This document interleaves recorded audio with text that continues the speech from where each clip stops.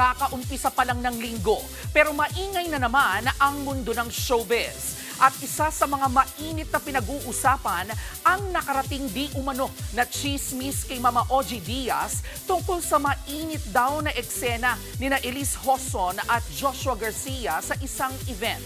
Nasa frontline ng balitang yan, si MJ Marford. Dapat malinawan yan, ano? Sa online show ni Mama Ogie Diaz, nabanggit niyang may nagparating sa kanya ng eksenang harutan daw ni Elise Hoson at Joshua Garcia sa isang Christmas ball. Ang term sa akin nung nagparating sa akin ay momol. Make out lang. Medyo intimate din yun, di ba, pag momol? Kasi nga, parang may hug, may kiss, parang gano'n, di ba? Pag doon sa ballroom. At dahil nga dyan, nabuhay ang kwentong nagkaroon ng ugnayan sina Elise at Joshua bago pa man pumasok sa eksena si Makoy De Leon. Yung pangyayaring yun ay nakarating daw kay Makoy De Leon. Sa jowa ni Elise. Siyempre sa galit niya parang napamura siya. Tapos napabanta pa.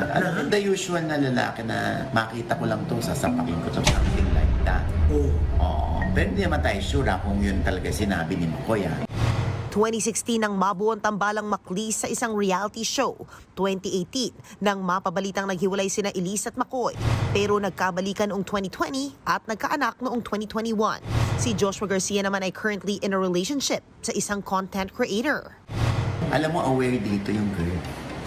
Oo. Talaga? Kumbaga parang pilit na inaayos ito ng girl na hindi na umabot sa pisikalan pag nagkita si Joshua at si Makoy De Leon.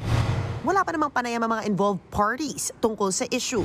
Pero gaya nga na sabi ni Mama Ogs, sana ay magka-make peace na ang mga involved since malapit na rin ang Pasko.